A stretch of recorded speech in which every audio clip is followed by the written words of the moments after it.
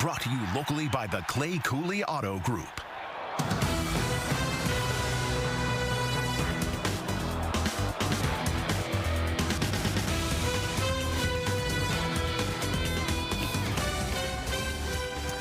All right, the Texas Rangers will try to take a commanding lead in the American League Championship Series today after stealing Game 1 last night in H-Town. Hello, everybody. I'm Sam Gannon. Sam, good to be with you. This is a first if there ever was one. Yeah, it's really fun. I'm Steve Vega. The Rangers came in the ALCS red hot. They won all 5 of their playoff games coming in, but the Astros stood in the way of their first World Series appearance in 12 years. The defending world champs have also owned Texas all season long, but Game 1... Game 1 went the Rangers' way. The Rangers carried a ton of confidence in last night's game. They didn't get and didn't need much offense to win. Now they'll try to take control of the series before bringing it back home to North Texas. That's right. And before we look ahead to Game 2 this afternoon, let's check in with our Mike Ducey, who's live at Minute Maid Park, and he's got all the highlights from Game 1 of the ALCS. Mike, how's it going? Hey guys, going well. The place is starting to fill up. Quick turnaround, of course. Late night for the Rangers and Astros last night, and they turn around and play an afternoon game in Game 2. For the most part in the last 4 years, up until last night, the Rangers had really struggled in this ballpark. Just 8 of 32, outscored by a collective 65 runs. But for one night anyway, that really changed as these two teams met on the biggest stage possible, really, for these two Lone Star rivals anyway. Let's go through some of those highlights from last night. Worth revisiting for sure. We pick it up early. No score, bottom of the first. Bregman into the left field corner, but Evan Carter, the rookie, with a running catch. The kid with a big night. 1 out, top of the second for the Rangers. Still no score. Carter gets it past Abreu. And the 21-year-old's going to turn a single into a double. He's safe. Up next, Jonah Heim with the base hit. Picks up Carter. He's home, and the Rangers are on the board 1-0. Jordan Montgomery, what a story. The big lefty, 6 1/3 shutout innings. Twice he gets out of bases loaded jams. Martin Maldonado here to end the 4th. Top of the 5th, Justin Verlander had allowed only 1 run. Make it 2. Leody Taveras, who quietly had a really nice year for the Rangers, hitting out of that 9th spot. 1-2 count, 1 out, deep and gone. 2-0 Texas. Bottom of the 8th, Bregman again to left, and Carter again making a game-changing play. Fantastic catch. What's more, Altuve did not retouch second base on his way back to first. So after a challenge, the play was overturned. Really changed the complexion of the game. Altuve called out as well, so it's a double play for the Rangers. They still lead 2-0. Bottom of the 9th, final chance time for the Astros. Jose Leclerc, suddenly Mr. Dependable, strikes out McCormick to end the game. Rangers take Game 1, 2-0 over Houston. Texas now 6-0 in this postseason. It's always good to get up 1-0. There's no getting around that. A lot of baseball, but good start with the pitching and the defense, and a couple big hits there. So it's a best of 7, and we know that. I think it's what we've been playing 162 games for, is to get prepared for this moment. So I think we're just going out there playing baseball and enjoying the moment. If we can go out there and have fun and just play ball, then we're going to be just fine. Are you aware that you don't generally win 6 games in a row to start a playoffs? I am aware. This is awesome. Hopefully we can keep it rolling. The Rangers are hot right now, pitching and hitting alike, so it's been a lot of fun to watch. You know you're a big deal when you've been in the big leagues 5 weeks, and the main story heading into Game 2 of an ALCS is the fact that you're not starting in the game. Evan Carter not in the Rangers lineup to start this one. Tough left-hand pitcher in Valdez. Instead, Robbie Grossman, the switch hitter who will hit right-handed, goes for Texas. I know you guys are going to talk more about that in a few minutes. Guys? I know Ducey means business when he has those headphones on. This is a different type of Mike Ducey today, guys. That's all I got to say. Mike, I find it kind of crazy when you think about the fact that the Astros have been in the ALCS the last 7 years. The last 2 years, they've won the AL pennant, and they've won Game 1 of the series, but not last night.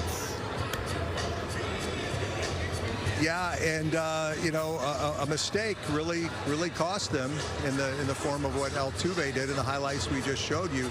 I know Rangers fans were holding their collective breath when Montgomery had to leave the game, or didn't have to. He was taken out of the game after 6 1/3. We know the bullpen has been up and down, has blown a lot of saves this year, but it's been really good in the postseason. Josh Sborz walked the speedy Altuve in the bottom of the 8th, and a lot of folks had to be thinking that an Astros rally might be brewing, but fortune favored Aroldis Chapman, who came on in relief of Sborz. High fly ball by Bregman would have gone over the wall and tied the game if it had been a few feet to the left. Instead, Carter with the fantastic play. Altuve with really what was a rookie mistake. Again, didn't touch second on the way back to first. The Rangers able to sniff it out, and immediately the review confirmed it. I thought that ball had a chance to get on the wall, and then we'd at least had second and third, you know, with nobody out. So he had his foot still on the bag, you know, and that was a matter of interpretation. But his left foot was past the bag, and so,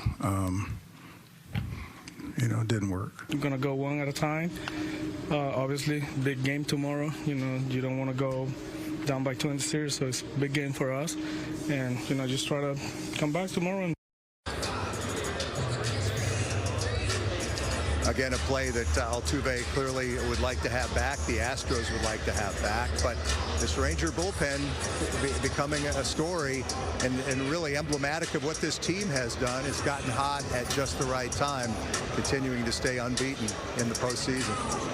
Steve, Sam, back to you. Yeah, Mike, I would say I didn't get to first base that often when I was playing, so I didn't have to worry about overrunning second base twos. But it's complicated when you're right around the base. If you're all the way to third base, you don't run across the infield over the mound to get back. That's easy to figure out. But when you've touched and got to retouch, I do think it's complicated. It can get complicated when you're right around the base.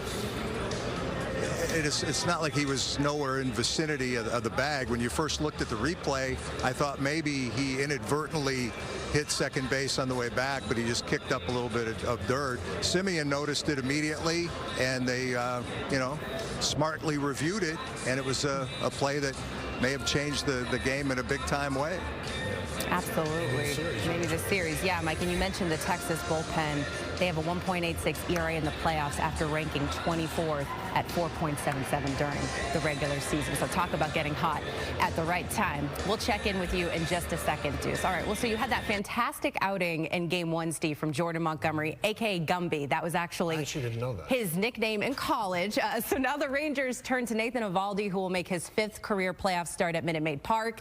And, Steve, he's been spectacular in the playoffs for the Rangers thus far, starting and winning the clinching games of the wild card against Tampa Bay and the ALDS against Baltimore. He was an all-star. He's super solid. When he came back from the injury, that was tough, but giving up just 2 runs in 13 2/3 innings since. The Alvin, Texas native will be pitching 30 miles from where he grew up. Lots of friends and family will be in the stands. He says he wants to do well again today, but he's not worried about keeping the playoff ERA low. I could go out there and give up 5 runs, and as long as we win the ball game, that's all I care about.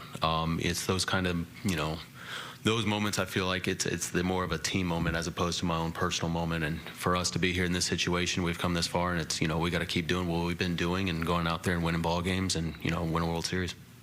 Eovaldi has faced Houston twice this year. He had one great outing in early July, but a second start against the Astros was early September. It was his first start after being out more than a month on the injured list with a forearm strain, and he lasted 1 1/3 innings, gave up 4 runs, 2 home runs.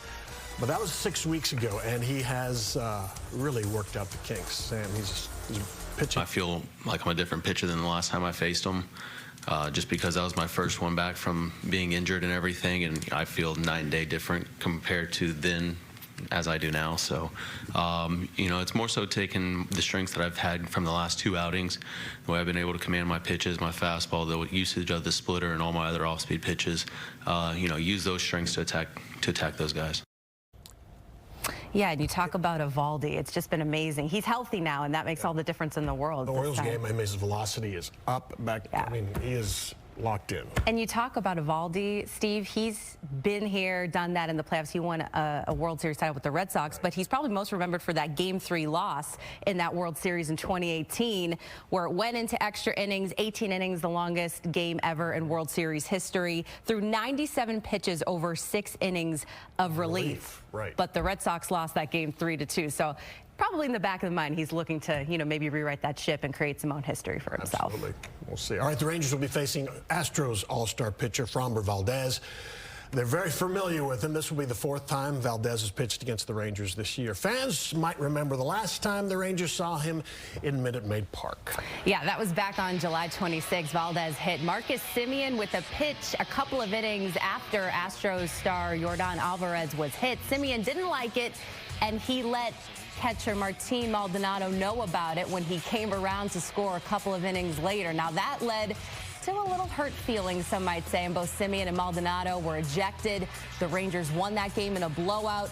Now, we didn't see tempers flare last night. Rangers manager Bruce Bochy knows there's no love lost between these two teams, but he thinks the brawl is not at the top of the players' minds right now. There's a lot of intensity when you have, and I say we're rivals. Yeah, there's going to be a lot of intensity involved in the game, and yeah, that's the way baseball should be, I guess. They're your opponent, so I don't think it should be a love fest out there, do you? But right now, I don't think either team's thinking about that. We're all thinking the same thing right now, so it's just, hey, focus forward and try to win a ball game. It is no love fest, Steve. I, for one, want to see some tempers flaring tonight. I want to see that. I think it's a good thing, but they are all very well aware that they don't want to miss any games, get suspended. Right. No, that's the last thing. It won't go over the line, but I think it'll be intense like it always is. Absolutely. Now, Framber Valdez was 1-2 against Texas in the regular season. This will be his 14th career start against the Rangers. He'll be the first left-handed starting pitcher the Rangers will face in these playoffs. He's also the only lefty on the Astros pitching staff in his 14 playoff appearances, which include 14 starts over the last 4 seasons. Valdez is 7-3 with an ERA of 3.82.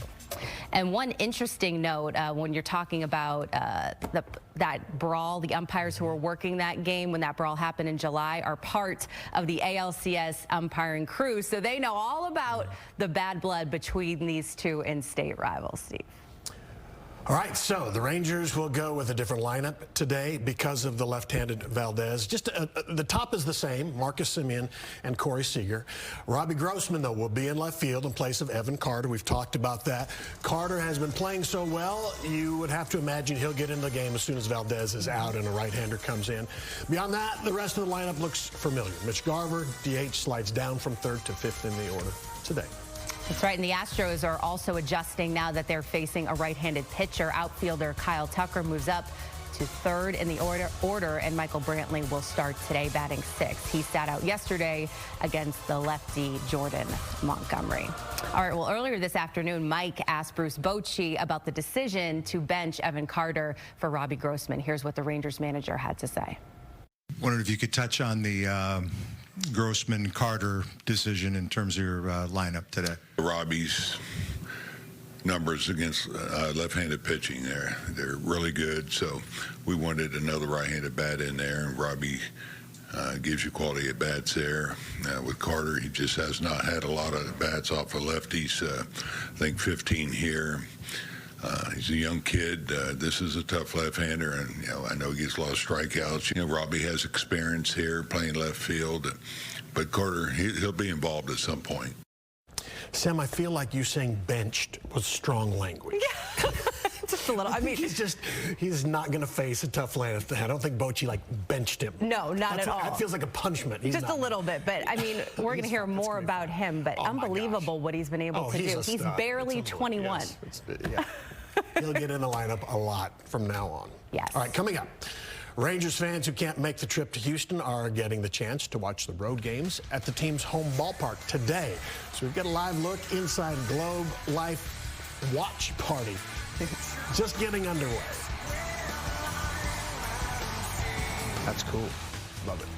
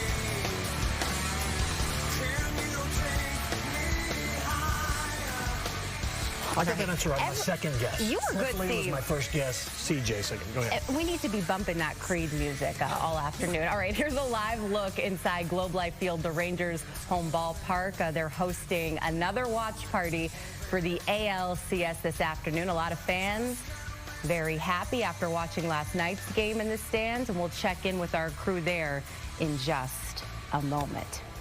All right, Ducey, we know how Rangers feel in terms of, the fact that they're enjoying this playoff ride, but they're also starving for a championship, and their foes down I-45 know all too well how that feels, don't they, Deuce? Trash talk begins in 3, 2, 1, go. I mean, have you seen how good we've been doing? No. 2 Rangers, 1 Astro. Okay. Tell me why you think the Rangers are going to win this series. We just have a better team overall. Since they're both my boys, I have to be fair, but I think the Rangers are going to take it. Apparently your mom likes your brother better. Yeah, probably. Clearly we have a mixed family situation going on here. What's the story? How much do you hate the Rangers? That's not that I hate them. It's just y'all chanted y'all want Houston. Well, you got us, so let's see what you do. Do trash cans come to mind at all when you think of the Astros? Maybe a little bit, but yeah, we didn't bring any. This rivalry is so intense. Do you have hatred for the Astros? Not hatred, but we certainly would like to beat them now, wouldn't we? Do you think, could you ever live in Houston? I could never live in Houston, sir. Why not? There's too many Astros here. I'm hearing some Ranger fans talking trash in here. What do you have to say to them? They can just talk, but we're gonna talk trash right back to them. This is gonna be a good series. I'm a fan for 10 years. We're gonna win. Welcome to the 7th annual Astros Classic, baby. She beat me there. Who's gonna win it? Rangers. Rangers all day long. All day long. What do you think? What's gonna happen in this series? I don't know. You don't know. You're supposed to know. Rangers, right? Rangers? Rangers. Okay.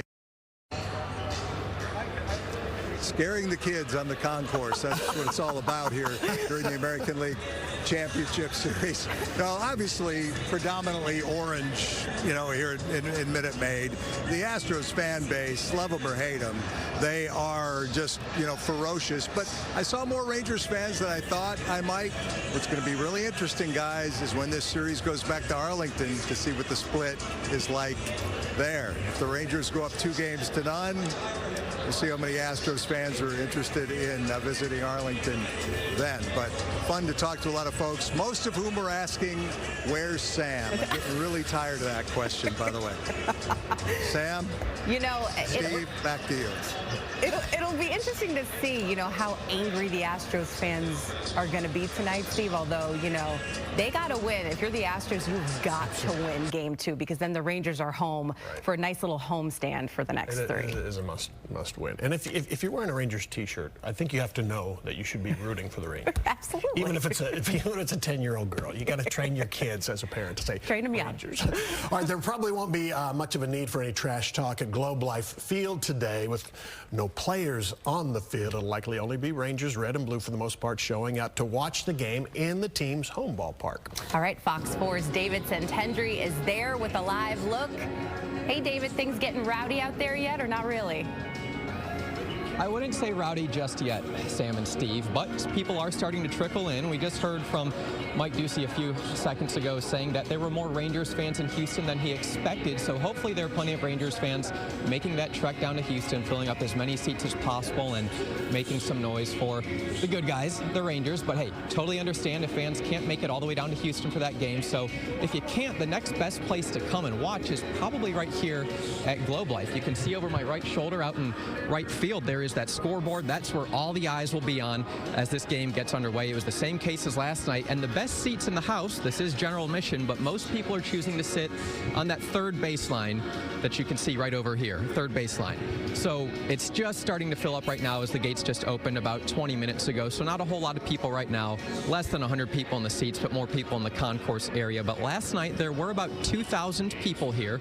Our reporter Amelia Jones was out here talking to plenty of fans. She said the energy was electric and it felt like there was actually a baseball game happening here at the field. The concessions were open, the team shop was open, and just a few minutes ago we had an opportunity to speak with a couple of fans who are making their way in. dude, we're winning. So people love winners. We love winners. So let's just keep that ball rolling. It's just been kind of a roller coaster ride because, you know, they win some, they lose some.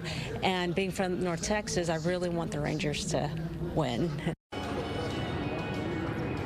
It is $10 to get in here for the watch party, but parking is free. Again, about a couple thousand people made it out here last night. People are coming in right now.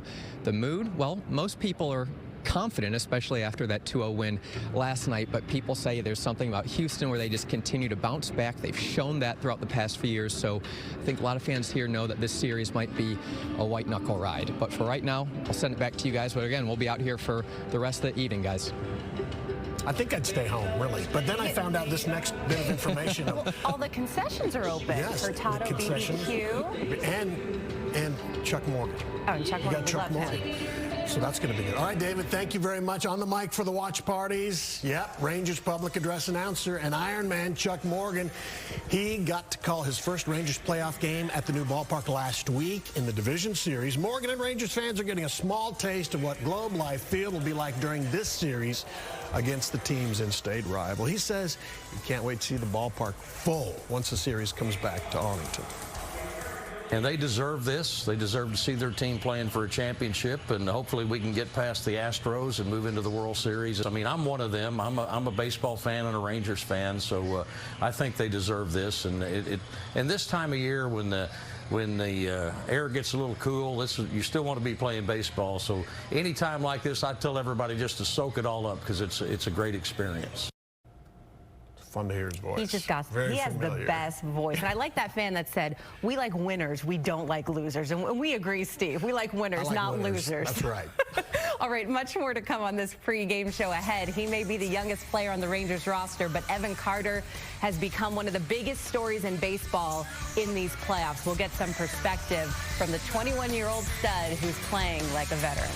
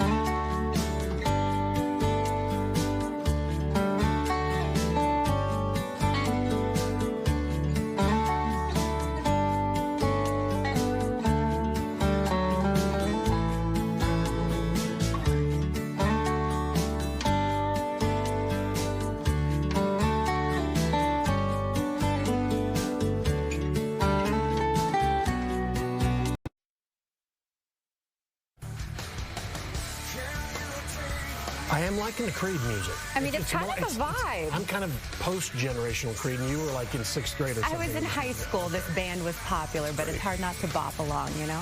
It's good. That's a live picture inside Rangers Stadium, the Globe Life Field. People are gathering. Oh, that's in Minute Maid Park. Okay, I thought we had some Houston Astros fan. All right. Mixed about Rangers. That's a lot of Rangers jerseys in Minute Maid Park. Yeah. That's pretty good. Season ticket holders are making money on their season tickets selling the Rangers fan. I like it. All right. So hard to strike this guy out. Hooks one to the left field corner. Carter on the move. Leaping grab. Evan Carter, who's made his impact in the batter's box since he came up a month ago, makes a nice defensive play right there. He sure did. This is one. Evan Carter, the Rangers' barely 21-year-old rookie. He turned 21 like, what, 5 weeks ago or something like that? Crazy. Had another big impact game last night. Carter made a great catch in the first inning. He stretched a single into a double in his first at bat, and that was a crazy good base running. It really was. Yeah. That kid is fast and smart. And then he made some incredible catches to keep the Astros off the scoreboard. They like to call that go-go gadget arms, Steve. Mike Ducey is back with us live from Minute Maid Park. And Deuce, everyone knows who Evan Carter is by now. It's crazy to think that he just turned 21 back on August 29th, got called up to the big leagues on September 8th, and he's been crushing it ever since, making a huge impact with these Texas Rangers. Yeah, he sure has, Sam. And Steve, you're going to have to explain some of these references to Sam. But for people of a certain age, Evan Carter might remind us of the actor Ronnie Howard, whether it's Ronnie Howard as Opie on Andy Griffith or Ronnie Howard as Richie Cunningham on Happy Days. But don't let that aw shucks attitude fool you. On the diamond, he has been a cold-blooded killer for these Texas Rangers, and on his way to becoming an all-time franchise postseason icon. Watching Evan Carter work out with his teammates, at first you might confuse him for the bat boy. If he looks young, it's because he is. Just turned 21 in August, was barely old enough to legally drink the champagne the Rangers enjoyed after their playoff clinching wins against Tampa and Baltimore. He's only been in the big leagues 5 weeks, but he plays like a 10-year veteran, hitting .429 in the postseason and on base 62% of the time. You've burst on the scene in a way that isn't often seen in this game. How do you keep it at this even keel level that you seem to? Yeah, you know, I think that baseball has a funny way of humbling anybody and everybody, and it always will, so that's always going to be chasing you. Whenever that does show up, I've just got to stay confident and have fun and just keep doing what I'm doing. You know, that's all that really matters. You can't control when that eventually will catch up to you, but, you know, hold it off for as long as possible and just keep having fun. Carter's Rangers teammates have had some fun joking with the rookie, too, calling him the savior for the work he did in the regular season to help them reach the playoffs. And now the work that he's doing to spark the team in the postseason. But it can't be as easy as he makes it look, can it? What's the biggest difference between minor league pitching and major league pitching? Gosh, there's a bunch of differences. I mean, everybody that you face, you know, in the minor leagues, sometimes you get the starter out and it's like, all right, like we're going to get some relief in the bullpen. You know, we want to get the starter out of the game, and now it's like, you know, you get the starter out of the game and there's somebody just as good, if not better, coming in, and there's no real let up, I guess. That would be the biggest difference for me.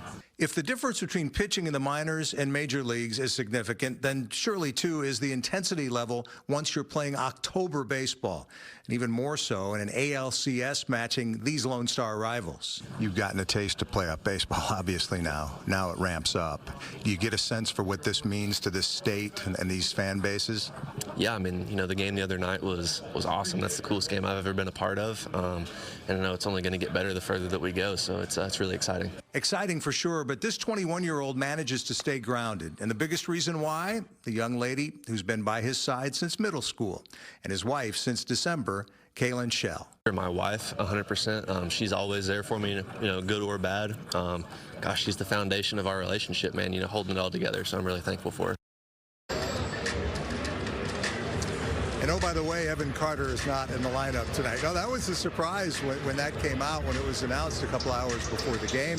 You heard Bruce Bochy earlier on the show explain that Carter has struggled. If there's one area in which he struggled, is against left-hand pitch. I think he's 0 for 10 against lefties so far as a big league hitter. Bobby Grossman certainly has not been great against the Astros starter Valdez, just 3 of 17.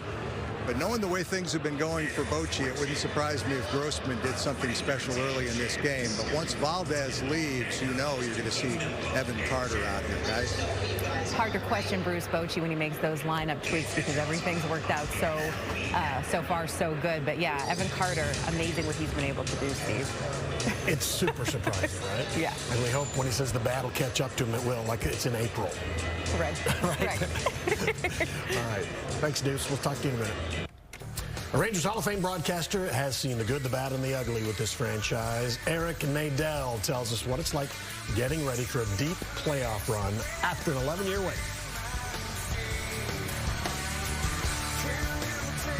All right, and fans here in North Texas are hoping to see another Rangers victory today. Clyde Warren Park in downtown Dallas is hosting a watch party. We'll get a live look straight ahead.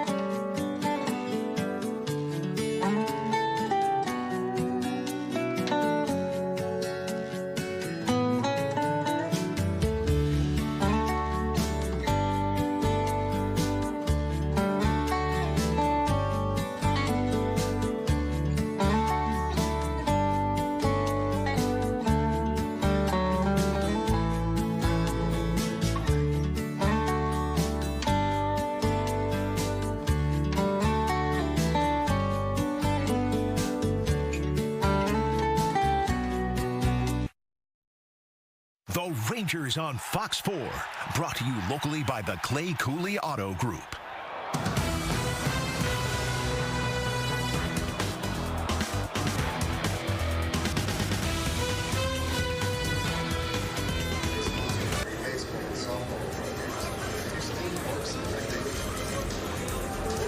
Welcome back to Minute Maid Park in Houston. Game 2 of this American League Championship Series, about 30 minutes away from the first pitch. Rangers up 1-0. You'll see all the action, of course, on Fox 4. Our pregame show continues now with a special interview. Since 1979, Eric Nadel has been part of Texas Rangers broadcast. Now the longtime radio voice of the Rangers, Matt Hicks and Jared Sandler, join him and do such a great job on Rangers radio. So if anybody can appreciate the intensity of this rivalry and how rare it's been for this franchise to get to this point, only the third time that they've gotten this far, it is the voice of the Rangers, Eric Nadel. I talked to him a little earlier today. We are really excited. I think I can speak for Matt and Jared as well as myself to see the Rangers and the Astros going head-to-head, and really for the Astros being the defending champions and have the Rangers be the ones who get a chance to knock them off. I think it's what our fans wanted, and I think it makes for a more dramatic series.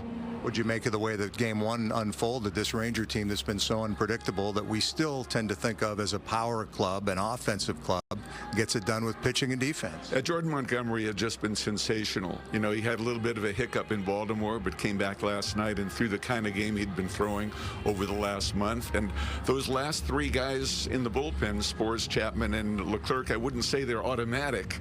The Chapman experience is always something special, but they've gotten the job done since the playoffs started. And Evan Carter has become such a story here. Been in the big leagues basically 5 weeks. Hard to remember another time where a guy has made this kind of immediate impact in the postseason.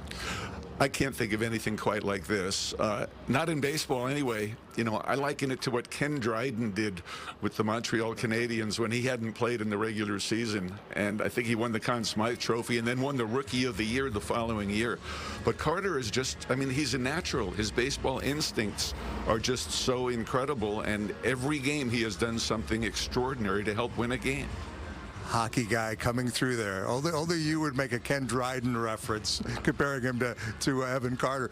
Carter, and it's tempting to say, oh, you know, he's a try-hard guy, he works hard, and that's all true. But the natural gifts, as you mentioned, are really pretty special. Yeah, you can't teach that. You know, the instinct to turn that single into a double last night. And I know he worked really hard with Robbie Grossman and Travis Jankowski and Will Venable on that corner out there in left field. But still, when the ball is hit in the air, you've got to find your way out there. And for him to make the two plays he made last night, the one in the first inning in the left field corner and then the one in the 8th inning in left center field, just shows a tremendous amount of natural ability. So Rangers steal one, so to speak, on the road to start Game 1. Now you've got Eovaldi going in Game 2. It's setting up pretty well for this Texas Ranger ball club. It is, and Eovaldi gets an extra day of rest. You know, he's been going pretty much on 4 days rest since coming back and building back up, basically in a spring training type program. The last time the Astros saw him, you know, he wasn't the same Nathan Eovaldi. He had just come off the injured list. So it's going to be a very different look for them today.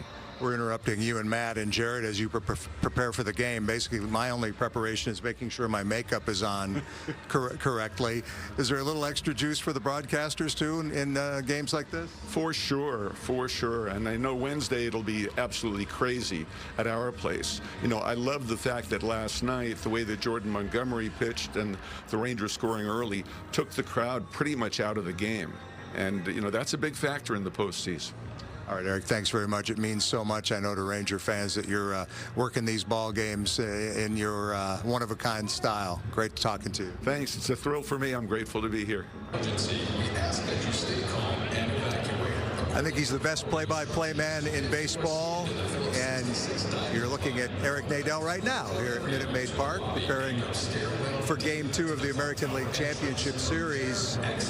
When you grew up like I did, you wanted to be a baseball announcer. That was your Steve Eager wanted to be a baseball player and was one. I wanted to be a baseball announcer. And I just really look at Eric Nadel as almost a broadcast hero, to be honest. But he's a hero for more reasons than that.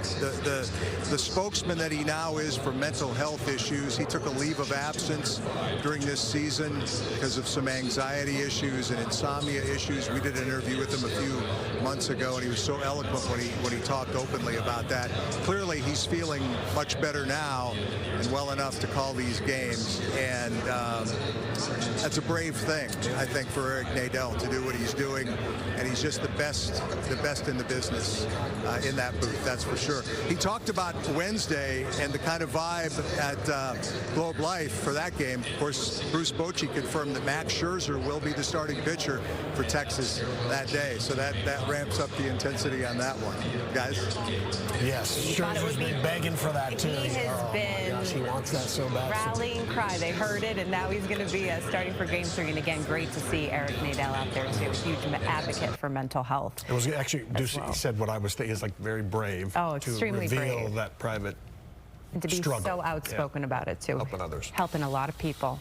All right, Globe Life Field is hosting an indoor watch event today, but Rangers fans might prefer to enjoy Game 2 outdoors. A little something going on at Clyde Warren Park in downtown Dallas, hosting a free event with a game on some big screens. Stephen Dial is there right now. Stephen. Hey, the weather's great. You have a DJ playing. The pre-game party is going on right now. We're out here at Clyde Warren Park. As you see, some fans are really gravitating to the to the trees for some reason. The weather's great, but I wanted to see this. I know we have been talking to Rangers fans, but I spotted this young lady, Kim. Kim's from Houston. Her friend, I don't know where she went. Why are you in Dallas watching this game?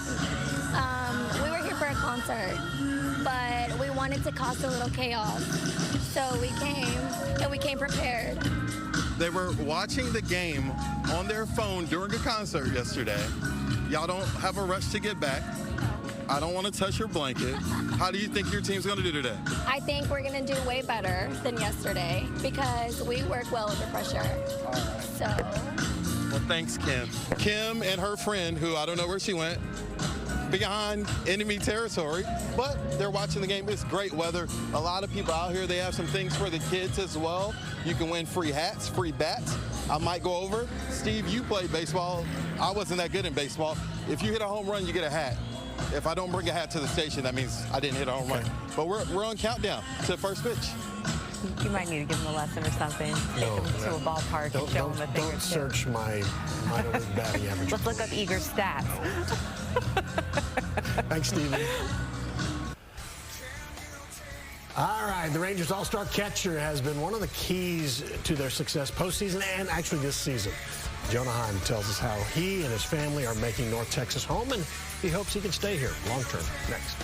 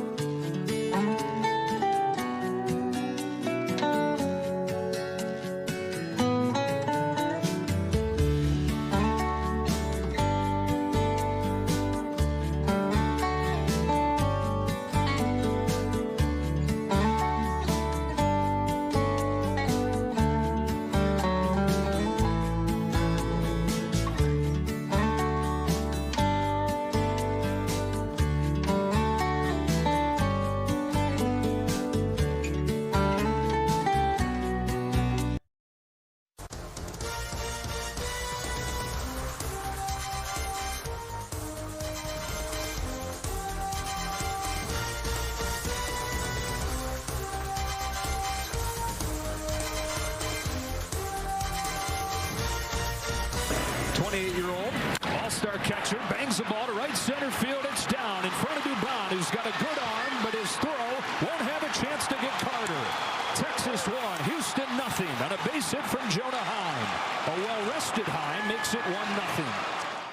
Great arm, but it bounced 3 times to the infield. That wasn't perfect. No.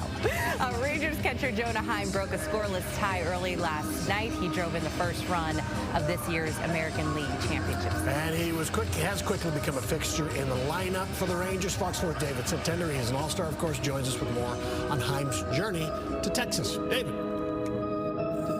Yeah, the Rangers are like other professional sports teams, and I say that because they are made up of players from all across the country, all across the world. We know it's very rare for professional sports teams to have players who were born and raised in the town that they're playing in. Now, Jonah Heim is not from North Texas, far from. He's actually from New York, but he says as a kid there was just always something about Texas that resonated with him. He was a fan of UT baseball, and he says when he traveled to Texas as a kid, something about Texas just felt bigger. It didn't feel just like a state, more so a state of mind. And now that he's here playing for the Rangers, he says he's in the perfect place for him and his family. Behind home plate, Rangers catcher Jonah Heim feels at home. And you might call it fate that the 28-year-old and his family now call North Texas home. Probably was in the cards at one point and didn't know it. Heim grew up in Buffalo, New York, but says as a kid, he gravitated toward Texas. My dad being in the military, we spent maybe a month or 2 here, just my dad's stationed here, and just kind of fell in love with it. Heim's dream school was UT Austin, but in 2013, the Baltimore Orioles drafted Heim out of high school. Heim began a minor league career. In 2020, he had his first big league shot with the Oakland Athletics, but was traded to the Rangers the next season. Trades can be disheartening, but Heim says professionally, it's the best thing to ever happen to him. We rented a nice little house, and my wife was like, we got to move here. So then we bought a house, and we're stationed here now, so we're happy to be here, and we want to be here for a very long time. In 2023, after 2 modest seasons with the Rangers, Heim started a career high, 116 games behind the plate. On offense, Heim drove in 95 RBIs, a first-time All-Star, the unsung hero of the Rangers' postseason run, according to the team's pitching coach. Watching Jonah grow this year has been great. He's not the loudest guy in the world, needless to say, but his heart's big, and he gives a damn. And that's the one thing that we can't overlook with Jonah just because he's a quiet guy. Heim and his wife have a 2-year-old boy and 1-year-old girl. They'll be in the stands for home and away games this postseason. Oh, yeah, they traveled pretty much all year, and it's nice because the kids aren't in school yet, so they'll be in Houston and hopefully rocking out. And if there's not enough baseball for Heim at work, he says his son makes sure he gets extra reps at home. When we get home, all he wants to do is play baseball and hit home runs, so it's probably raising a little monster when it comes to baseball, but it's awesome. So fans here at the watch party obviously hoping that Heim can replicate what he did last night or even then some. An updated look at what we got going on over here on the third baseline. You can see maybe a couple hundred fans here at the watch party, so nothing compared to what we saw last night. Things could change as we still got a little bit more time before the game. We'll be out here for right now. Going to send it back to you guys here in the studio. Thank you, David. A lot of these Rangers balancing postseason baseball life with their family lives. Well, it's work a day, too. It's a work day. Right. Can't go out there. All right, one Ranger All-Star trying to bring home a championship to his growing family here. Our second baseman Marcus Semien is balancing the playoffs with the birth of a new baby.